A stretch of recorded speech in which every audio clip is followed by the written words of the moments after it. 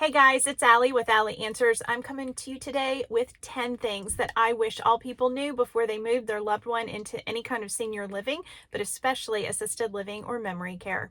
Number one, and most important on the list to me, is attitude.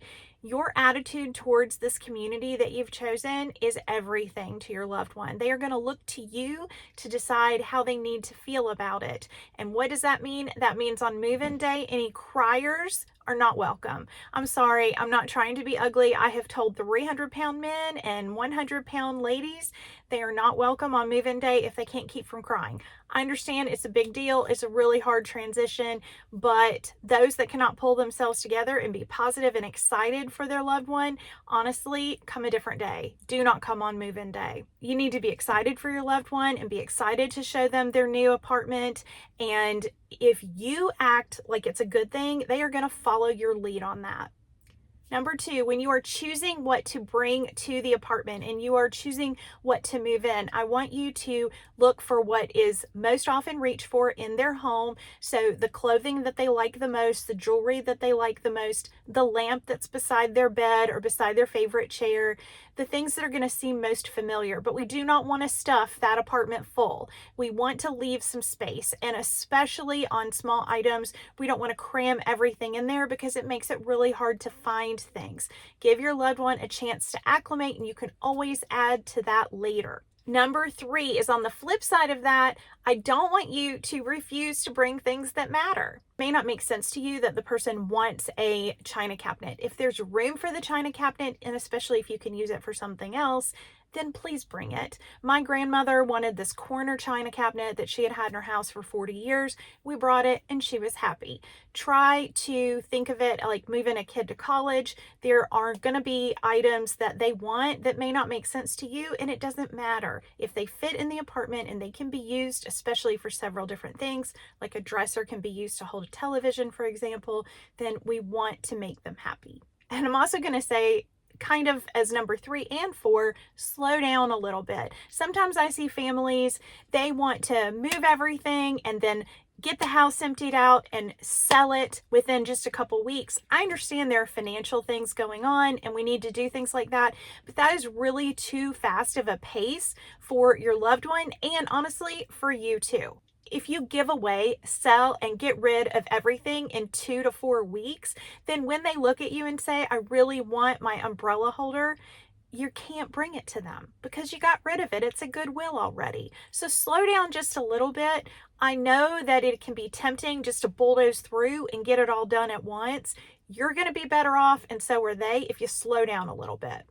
I know that selling the family home can be something that you need to do, but you do not need to tie it to the person moving as much as possible when you're talking to them. So if they move in thinking that if this doesn't work out, if I don't like it here, I don't have anywhere to go because they're selling my house, you are creating a situation where your loved one has to process moving into a new place and they have to process the loss of their home. Let's try not to do everything at once. If you can separate selling the home from moving into the community, that's going to be your best bet. Limiting what they have to process and what you have to process and giving yourself a little bit of time is a healthy thing for everybody. In my experience, things go much better when we do not connect the selling of the home to moving to the community. And you can know that financially you need to sell the home, but that doesn't mean that you have to say that to your loved one, and it doesn't mean it has to happen all in the same small little time period. Protect them if you can. Number 5, link your visits to activities that are going on in the community as much as possible, especially in the beginning. You don't want to just come and hang out with your loved one in their room alone. As much as possible, you want to encourage them to participate in the activities, and you want to go with them because you want to meet the staff, you want to get to know the other residents, and encouraging them to live in this apartment as if it is a room in a big house. So in other words, you're trying to get them out of their apartment and to go participate in things. That's going to be the best for them, and it honestly is good for you too. You get to meet new people, you get to meet new families and get to know the staff, and participating in those events gives you a reason to visit, and it gives you a reason to leave when that time is over, when that activity is done. And the next thing on my list is kind of connected to this, and that is don't overstay your welcome. You may think that it's fine to come and stay for 3 hours and reorganize all the drawers, but it might be too much for your loved one. As a matter of fact, it usually is, especially when people first move in, and I'm talking about the first couple months. It is exhausting for them. They're getting used to a new routine. They're making new friends. They're way busier than you think they are because they are having interaction with the community staff, and they may be meeting with like physical therapists, occupational therapists, a new nurse that visits. There's all kinds of stuff going on that you don't see, and we need to protect their endurance. One of the reasons that they move to assisted living or to memory care is because they don't have the endurance that they used to have. We have to honor that and kind of protect their energy level. Going back to moving a little bit, number 7 is don't do it yourself. If you can hire a college student or high school student to move items, or if you can hire a mover, you'll want to do that. Why do I say that? Okay, number 1 is because if your back hurts and you're exhausted and you're overwhelmed, your feelings are going to be apparent to those around you. And especially if your loved one is extra sensitive or has any kind of dementia, they're going to pick up all the emotions that you have. We don't need to be exhausted, overwhelmed, and in pain because we moved a dresser on move-in day or anytime around move-in day. If you have that energy, it's not going to be good for them. So I know nobody wants to spend the money, but if you have money, if you have just a little bit, hire someone. Even if you ask for help from the church or something, get some people involved moving everything in so that you're not completely worn out, because that can ruin how that move-in feels to your loved one and can just mark their brain for a negative experience. You don't want to do that. Please get help with the move. This is not a time to save money. If you can hire a professional, please do it. There are even senior movers that I've commented on before in my videos that will come in and hang all the pictures, make the bed, put the towels on the towel rack, put the toothbrush in the drawer. If you can hire someone like that, please do. It's going to make your life easier and your loved one's life easier. Number 8 is when you are deciding whether or not to bring children and pets to visit, you want to consider your loved one. I know that seems a little simple, but some people actually don't really consider whether or not grandma likes their dog. They just bring their dog because they bring their dog everywhere. I get that. But if that dog is going to stress grandma out, don't bring your dog. Same thing with kids.